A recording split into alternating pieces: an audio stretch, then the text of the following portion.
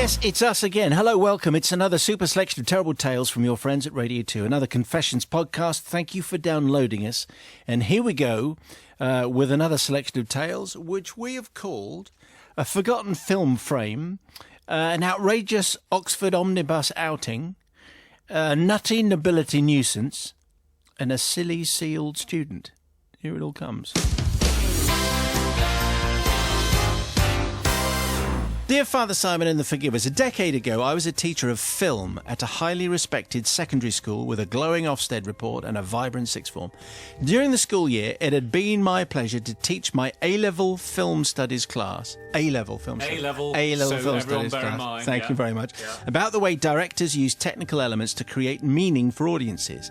In one lesson, using the seminal opening to Nicholas Roeg's 1973 classic Don't Look Now to highlight his superlative use of cinematography, sound, editing and mise-en-scène. My hard-working students were engaged and eager to know more about a film that they'd previously never heard of, but were now very keen to watch in its entirety. There was no time for this during the first 2 terms, but once exams had been completed in the summer and the students returned for their transition lessons ahead of the second year of their course, I decided this was the perfect time to let them watch Roeg's masterpiece, because this is the time of year when the lessons, if the exams are done, you can relax and the normal rules don't normally apply. The students were aware the film can be disturbing psychologically, but all were keen to watch and were older than the British Board of Film Classification certificate of 15. So it came to pass that on one particularly hot summer afternoon, I pressed play on the DVD player and we settled in to watch John and Laura Baxter, as played superbly by Donald Sutherland and Julie Christie. This was bliss. After a year of hard work, now was the time to forget about the requirements of the syllabus and immerse ourselves in a cinematic delight for the sheer joy of it. Don't Look Now has been a favourite of mine since my university days, and I'd not had the opportunity to rewatch it fully for many years. The memories came tumbling back as the film played. There was Venice, shot so masterfully by Roeg. There was Hilary Mason, her creepy performance as the psychic sister Heather, as eerie as ever. I glanced smugly from my chair to the rows of rapt students, ridiculously pleased with myself for being so clever to introduce them to this new film experience.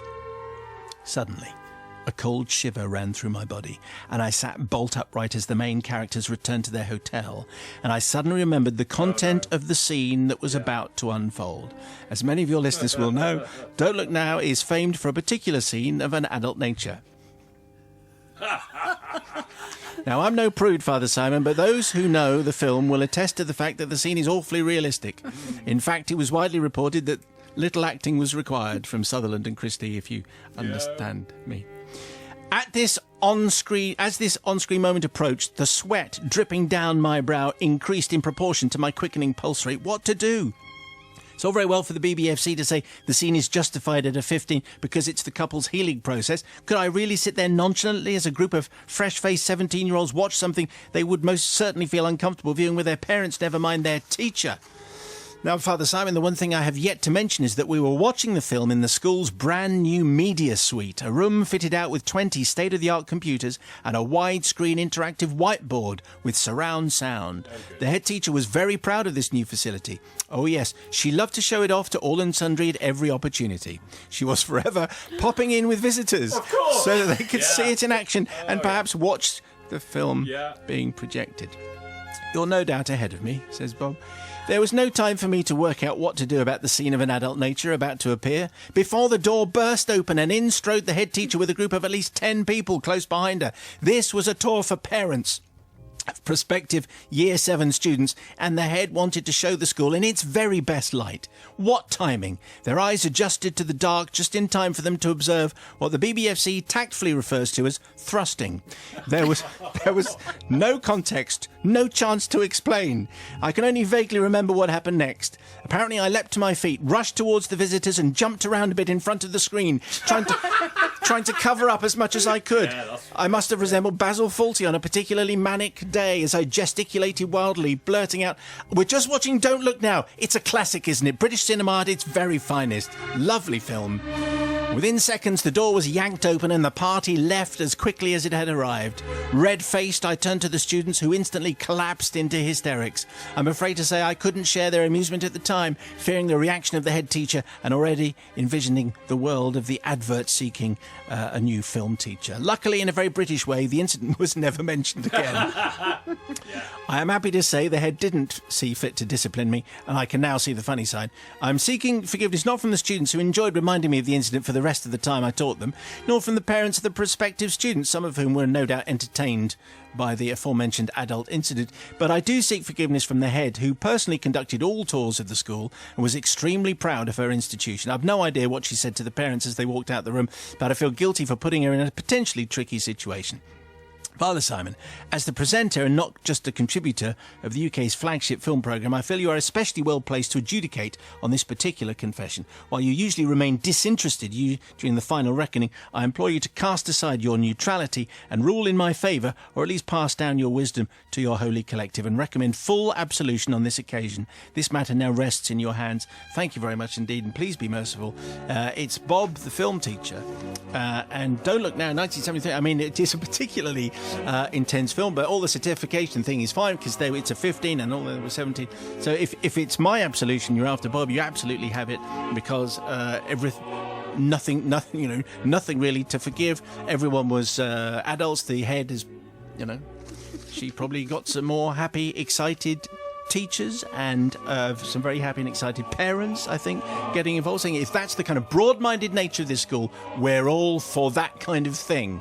What do you say, Sister Bobby? Yeah, it's one of those moments, isn't it? But I think you just gave those students the best afternoon ever with the surprise visitors, because that made them laugh. That's what I think. And also the visitors, I don't think they'd have offended. I think actually it would have changed the situation. They've already remembered the moment. And I think even, like I say, the head teacher never mentioned it again, because what can you say?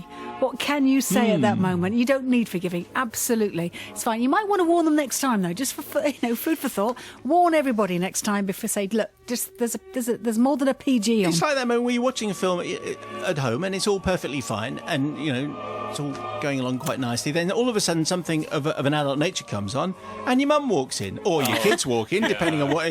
And it hasn't all been like... It has just happened like this. It's not... I'm not watching Men and Motors on this. What do you say, Brother Matthew? I remember doing that when my mum came to stay, and I said to my wife, we should watch this really great Reese Witherspoon movie, Election, which is a great movie. Unfortunately, has a scene very near the start where I was leaping off the chair. Is that the phone? Just going to go for the phone. Oh, no. I'm a bit surprised that Bob can't... Because the only things I can remember from Don't Look Now, which is an excellent movie, are the bits with the red coat and that scene. Yes. So... How did you not know this was coming, Bob? Call yourself Come a film on. teacher. So I am not going to forgive just because, it's that movie and it's that scene,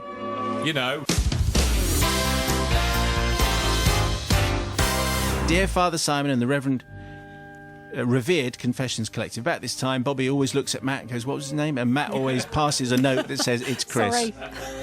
I'm seeking your forgiveness for the sin I committed a few years back, and actually it's a sin that carries on sinning.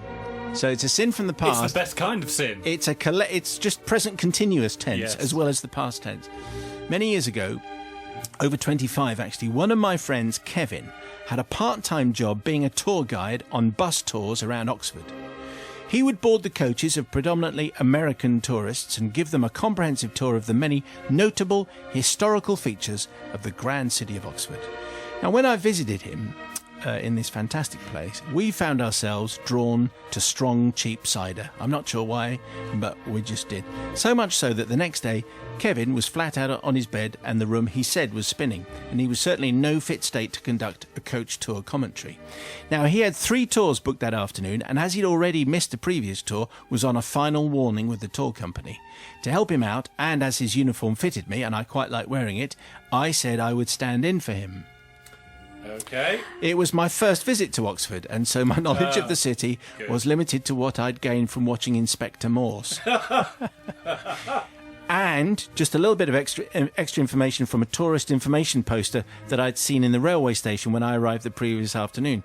So, uniformed up and holding a clipboard for authenticity, I boarded the first coach of American tourists. I pointed out that there's Oxford Castle, where lots of people have been imprisoned. Over there. And there is the Sheldonian Theatre. Lots of plays have been performed there with many famous actors over the years.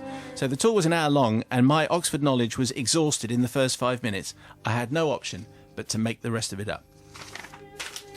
Tour 1's highlights included the former office of Winston Churchill's chiropodist, who had provided his services for free as part of the war effort. You can still see the great man's verrucas preserved in oil.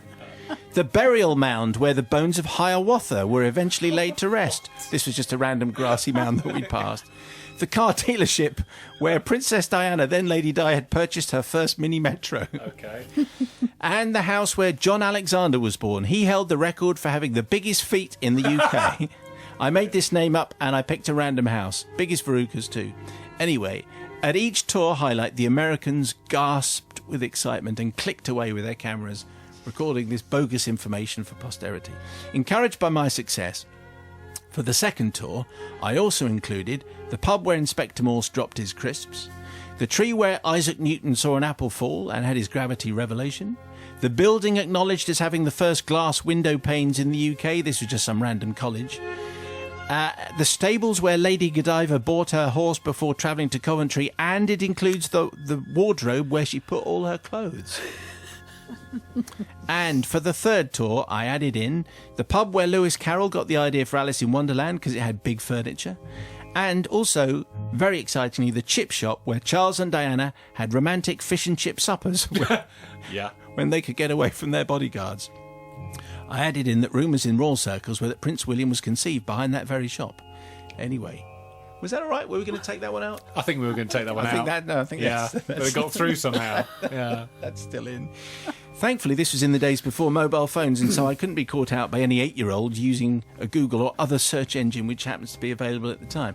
Feedback was the 3 tours had been enjoyed by all and Kevin kept his job. However, lots of Americans spent good money developing photographs of random buildings and then I imagine subjected their children, friends and relatives at home to viewing these photos accompanied by all the facts that I'd made up.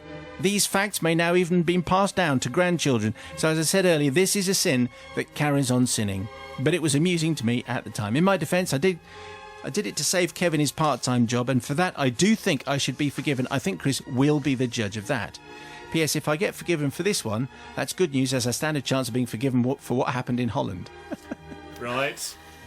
Yeah, he's not going to write that one in. Nope. No. And I suspect that's not. PPS, any chance of a Radio 2 pencil or something? Something exciting from the bottom of the marketing cupboard. My goodness me. A marketing cupboard. Is there a marketing? Different times. I don't know. There might be a sticker or something. Really? I've never seen one. We'll find you a Mo Dutter keyring or something. A teapot. Mo Dutter teapot? Are there still something? We'll send you one of those. We've no idea. Okay, so anyway, does he get any... I'm intrigued now what's in the marketing tat cupboard. What can we send Chris? We'll find out. Anyway, Bobby Pryor, what do you say to Chris here? Oh, I love this story because there's 2 things actually, really. Chris, on the surface, you went in to help a friend out so that he wouldn't lose his job, and also so these people could still go on the tour and everyone could keep their work. And it's one of those things that you did your best. You did your best. You didn't promise anything, and you took the tours, and it seemed that there were some facts in there somewhere, even though they're not really joined up facts. I loved it, and well done for doing it. I think he's just made it all up. Chris, actually, I completely forgive you for your effort and for doing this and carrying this through. It's Kevin that doesn't get forgiven because he's the one that was irresponsible. He's the one that got drunk the night before. True. He's the one that didn't turn up.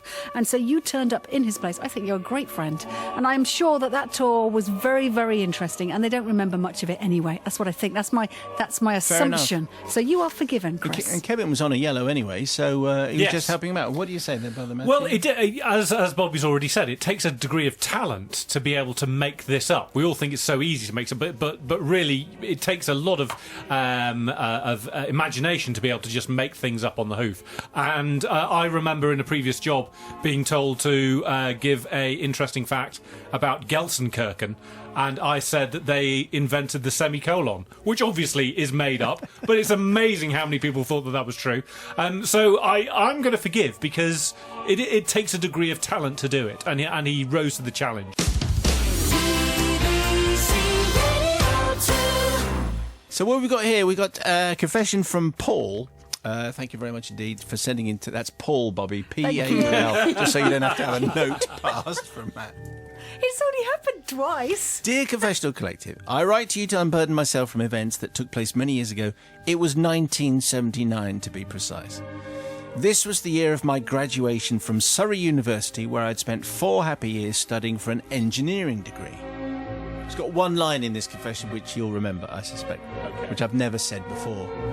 Already looking forward to it. In my final year, I had been in a small group of students selected to work with a major British manufacturing company, we shall call Smiths, on an engineering design project. Our course director had impressed on us the importance of creating a good impression, as he was keen to see if Smiths would be prepared to sponsor our course for some engineering research work. The highlight of the project was a meeting that we were to have with senior staff from the company. On the day in question, I unfortunately arrived very late, as I had overslept following an all-night party. Students. Despite my apologies, conversation seemed stilted, and the staff and student colleagues kept giving me strange looks. When we finally broke for lunch, I went to the gents. I discovered the reason.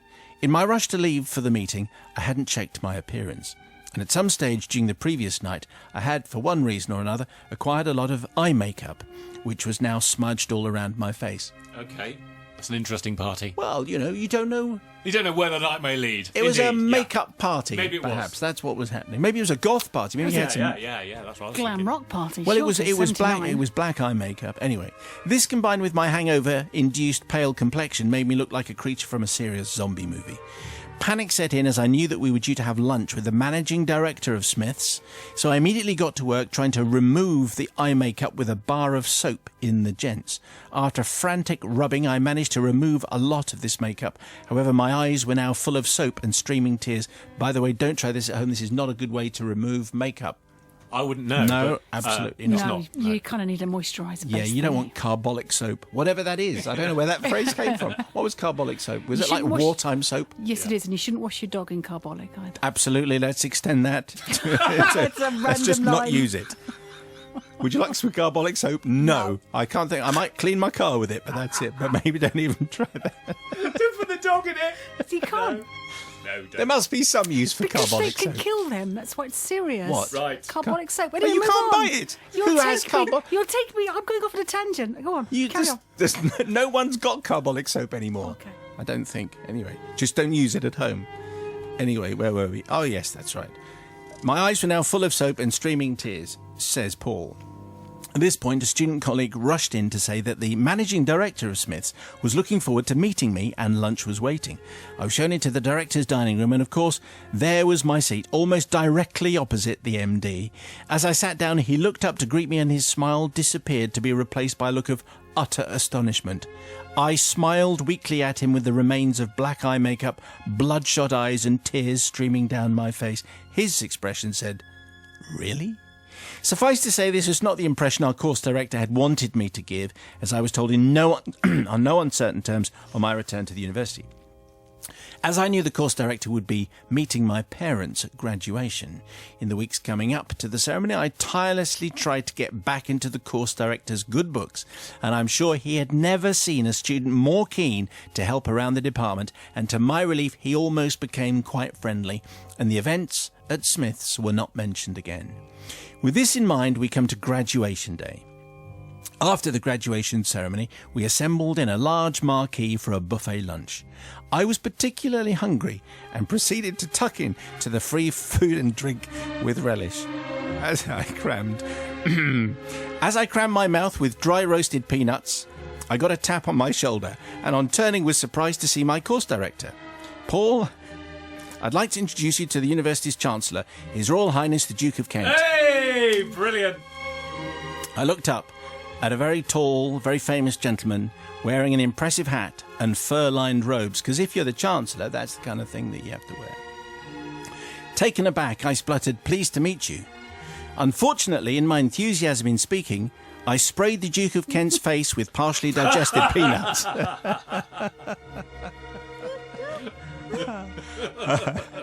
Horrified, I quickly apologised, but merely succeeded in sending more chewed peanuts in the Duke's direction. My course director looked as though he was about to explode. Together, we both went to wipe chewed peanuts from the Duke of Kent's face.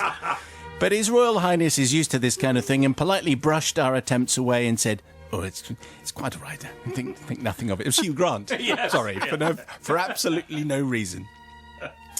Whilst removing small pieces of nut from around his mouth, the course director quickly steered the Duke away, muttering yet more apologies as they went. I never again spoke to our course director, neither, to be honest, have I spoken to the Duke of Kent, for that matter. So please can I seek forgiveness for the damage that I did to the course director's career. I never heard of him receiving any honours, nor did our course ever get the sponsorship he had been cultivating. I would also humbly like to seek forgiveness from His Royal Highness for spraying his face in ceremonial robes with part of my lunch. Your forgiveness might help clear my name. There is still time for me to get an MBE. Paul, thank you very much indeed. It was as you guessed, it was the line, "In my enthusiasm, I sprayed the Duke of Kent's face with partially digested peanuts," which drew me instinctively to this. Paul, thank you. Well, let's see what Sister Bobby makes of this. Well, it was Treasonous. unfortunate, wasn't it?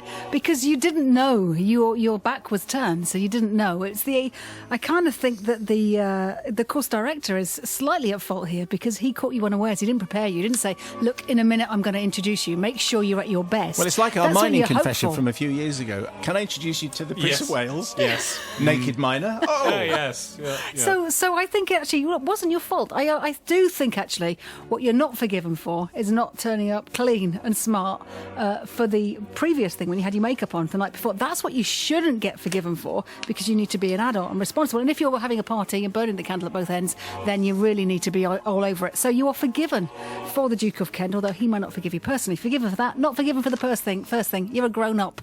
Do grown-up things when what you do need you to. say, Brother Matthew? I am going to forgive for two reasons. One is that this does remind me of my favourite of our confessions, which is the guy naked down a mine getting introduced to Prince Charles, which was superb. How'd you do, Your Highness? Yes, indeed. But which of us? I mean, I've been unfortunate enough to wear makeup. Have canapes in my mouth as I was talking to That's Annika true. Rice. You did, and of course you were a and who sprayer. knows what happens? Which of us can honestly say we've never done that? None of us. It's happened to all of us. I've never done that. We've all done it. And for that reason, because we've all done it, You got I'm previous. definitely going to forgive. Yeah. Can I ask a question? Did you spray Annika Rice with peanuts? Not peanuts. It was some kind of fish thing. Okay. It was partially chewed Yeah. Dijon Yes. with tartar sauce. Well, I hope it was tartar sauce. Yes, it Anyway. was.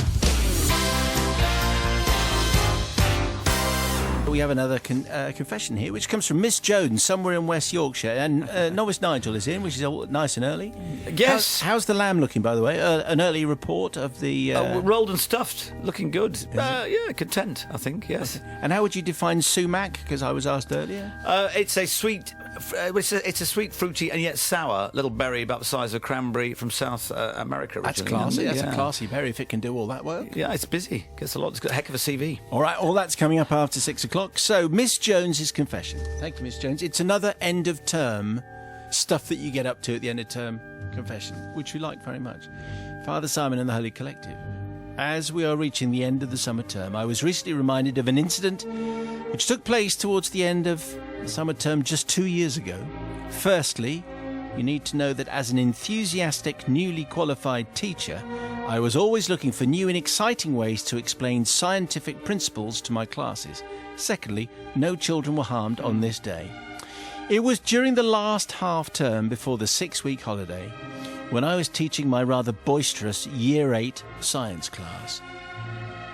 After a long year of battling through the curriculum, struggling to pass on my enthusiasm for such fascinating topics as the rock cycle and photosynthesis, I had finally reached my last revision session before the end of year test.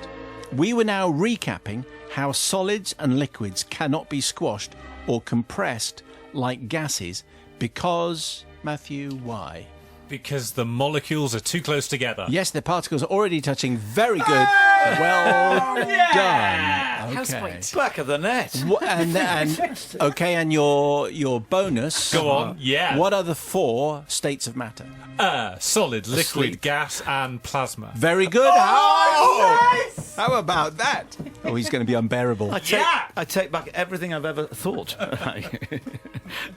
You've been doing your son's homework, haven't Back you? in your house, yeah. back in your house, they go, oh no, he's going to to put up with this when he gets home. Brilliant. Bearable. To a group of confused faces, I decided I needed to show them what I meant. At this point, this is about the difference in gases and solids. At this point, I don't know what quite I was thinking, but I pointed at one of the cupboards at the back of the room and I said to one of the more troublesome students, let's call him Dylan, I bet you can't fit in there. Well, with an effort to prove himself to the rest of the class, up he jumped and he squeezed himself into this rather snug cupboard in amongst the stationery, the fuzzy felt alphabet boxes and the used coffee mugs. He called out, "See if you can shut the door, miss!" Oh, no. I complied while the rest of the class laughed, forgetting that it only shut fully if I slid the bolt across the door. Oh. Now locked in, Dylan whooped and cheered and made an awful racket, and I realised this might have gone a little bit too far. I was about to unlock the cupboard again when I heard the unnerving sound of the students falling silent, an unmistakable sign that the head teacher had just walked in. This is just like our story from the other day, except that then the head teacher walked into Don't Look Now and that scene. Anyway, so the head teacher walks in, this time escorting a couple of visitors, as they always do. "Oh, hello, Mrs. Green," I said loudly to alert Dylan to the situation. "Hello, Mrs. Green, who's here?" "Good morning, Miss Jones," she replied. Sounding like the Reverend again. Brilliant. It's that voice. Recently canonised. The Reverend and the head teacher, they are speaking with authority. Yeah. "Good morning, Miss Jones," she replied, before saying to her visitors, "Miss Jones' students are always so well behaved. She always upholds the standards we expect as a school." I did nothing but look a little bit stunned and smiled politely, knowing that I had a child locked in the cupboard behind me, before continuing with my PowerPoint. Well, they now walked around the class. They lingered at the back, and so therefore I had to raise the volume of my teaching. For them, for no apparent reason, but for me, it was very clear. "Yes, atoms," just in case all the noise was coming from the cup. "Atoms are they're in a solid, tightly bound structure. It's all rigid. And do you know where we get the word gas from, class? Where does gas from?" Matthew, you know everything. No. It's the cupboard at the back of the room. It actually, It's from the Greek word for chaos, by the way. Oh, very good. Well, that's apt, isn't it? Anyway, so they're lingering at the back. I'm talking very, very loudly, and anyway, eventually they said their goodbyes and left my classroom after what felt like an absolute lifetime. So it is here that I need your forgiveness. Not to the class, who probably saw it as an excellent form of entertainment.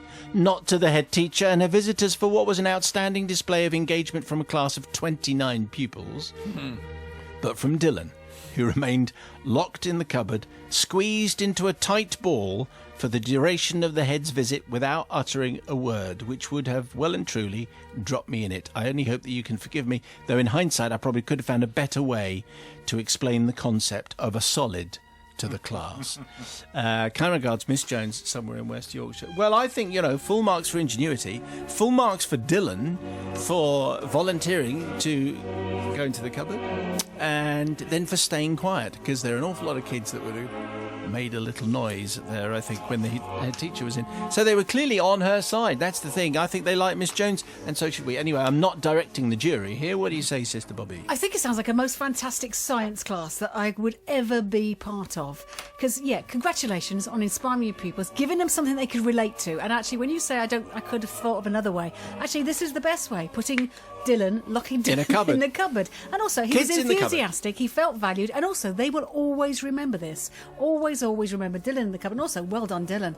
You should, 100% to you for just staying stum.